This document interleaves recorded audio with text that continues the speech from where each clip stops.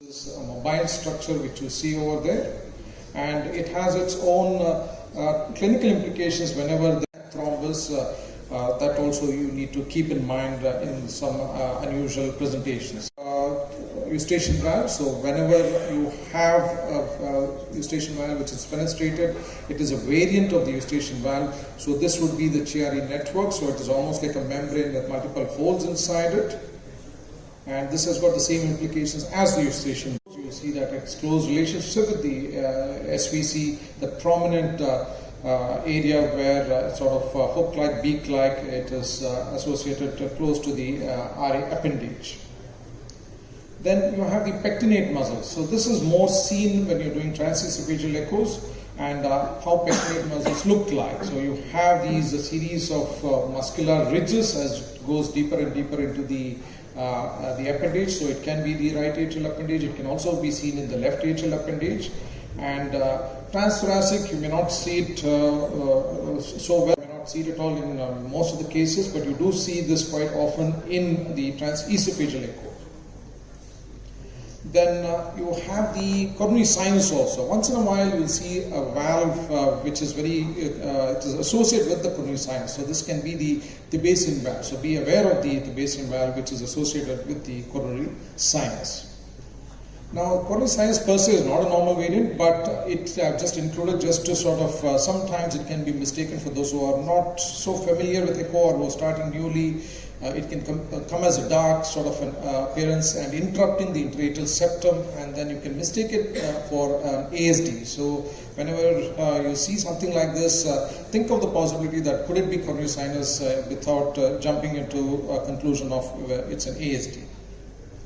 So the sort of expose this right ventricular apex, and you'll see a lot of these tuberculations. So again, just keep in consideration that is it just a normal sort of appearance of the right ventricle, or could it be something else? That is one. And then the moderator band also, you have to see that it comes from the base of the anterior papillary muscle and it comes all the way down to the septum. So this is again a characteristic feature whenever you're trying to find out whether it's RV or LV, especially congenital heart disease. This is an important landmark, anatomical landmark.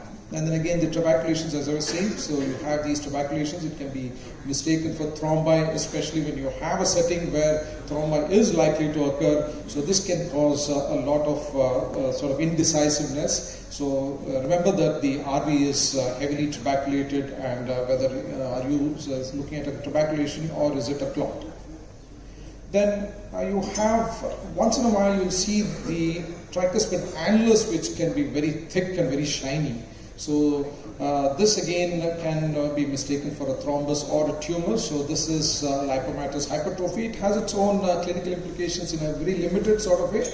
But when you see something which is very thick and very bright and which is at the annulus level, it can be on the septal side also. So it could be lipomatous hypertrophy. Then of course you have, present day you have many patients walking around with chemopores, lines, so many things. So just, it's very easy to identify. Generally the exterior or you can make out something which is sort of put in, and then it is going to be a possibility of lipomatous deposition. Of course you have to differentiate with other forms of thickness in other types of pathologies, but this is one in your checklist which you should think of. And usually the intraatrial septum has been compared to a dumbbell where you have the limbus, that is the extreme edges of the intraatrial septum, which can be thick, and then you have a very thin fossa ovalis. So could this be a lipomatous hypertrophy? That is what you need to be aware of. Now again, looking at fossa ovalis, so this is again you can see how different it is from the limbus on either side. It's very thin and it keeps moving, fluttering. So this is one of the reasons why on the transthoracic echo, because it's in the far field, there's going to be a dropout, and it can mistake it for an ASD because of its thin nature of the structure. And you can have once in a while you can have the patent foramen ovale also. So your fossa ovalis is going to be, you have that thin area. And then The other variant which can be mistaken for pathology, so by itself it has some implications, clinical implications, but again you should be aware of the atrial septal aneurysm. So the atrial septal aneurysm, this is an exaggerated one, very gross, and it can be in milder forms also. So this can be on one side, it can be on either side, it can be mobile, it can have a lot of presentations also, and then you can see the one below where the color is, it can also be associated with patent foramen ovale. So if you do see it, your job is to see whether there is a patent foramen ovale, and if there is a clinical sort of a presentation associated, for example, a stroke, so then you have to look a little more closely and see whether there is any thrombus associated with it. But otherwise, you sort of just report it, it is there. And then you have the patent foramen ovale. Not easy to diagnose, so you have to sort of put on the color, and when in doubt, you can always ask for a T, or you do even a contrast also. So this is a subcostal, so much better as far as identifying patent foramen ovale in the subcostal view. Then you have, this is the era of intervention, so you'll have these lot of devices which are being put in. So this is just a classic, obvious example, but just to sort of drive home the message that you will be seeing a lot of devices which are there. Again, very easy to sort of know that the patient would definitely give a history, and then there will be a history of a procedure which has been done. Now the left atrium has been covered very nicely in the morning, so I'll just add a few things which could provide you more information. So one is that the ridge, which is also called as the Coumadin ridge. So this is a ridge which is always associated with the left atrial appendage, and then it is associated with the left superior vein. So the appendage and the left superior vein always go together, and the muscular fold which is there in between is the Coumadin ridge, and this can appear very prominent sometimes, and this can be mistaken for a thrombus. This is not seen so frequently in transthoracic, but you get to see it quite prominently in transesophageal echoes. So this is one example of how the Coumadin ridge can look very prominent here. So this the part above is the left atrial appendage, and just below that will be the left superior pulmonary vein. When you put on the color, you'll see a blue flow which is going down. Then, of course, far and few, so I'm more exposed to it, so that's why I'm presenting, but it's still part of the table which tells you that you should be aware of. So you have heart transplants, you have these suture lines, so I'm not focused much on it, unless those of you are working in a hospital where you have these patients, it's again easy to identify. Now let's look at the left ventricle.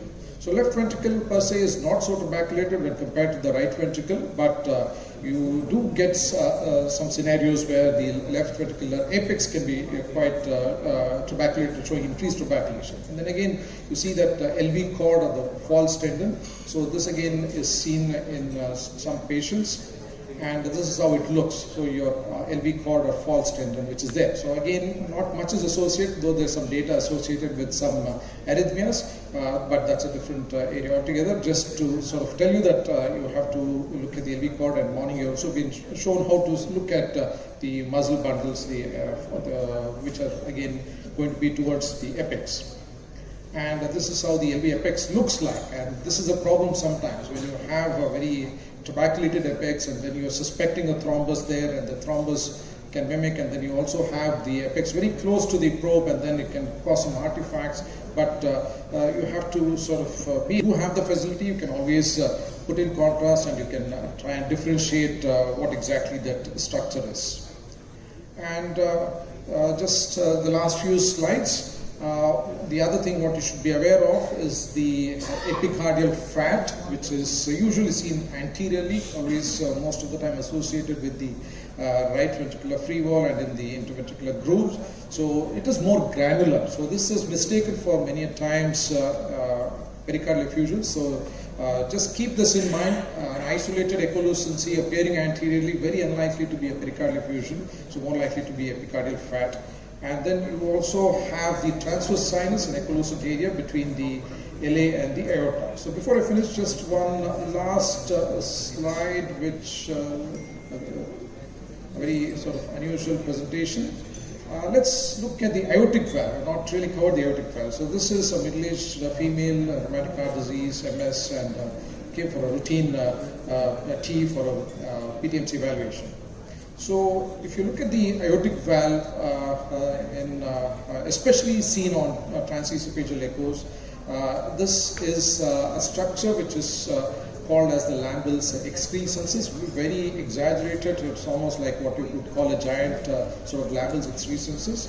And this is usually seen at the coaptation area where the leaflets meet. So this is another anatomical variant which you should be aware of. And just the 3D showing where exactly that structure is coming. So you can see that it is coming at the edges, and it is flowing into the left ventricular outflow tract.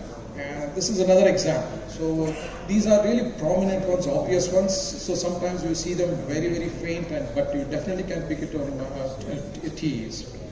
And this is again the Lambel's excrescences. So just a brief definition. So it is described as a thin, filiform, undulating, can be multiple, appears it can be clustered also. It has got its own independent movement and it's hypermobile. So this is typical description.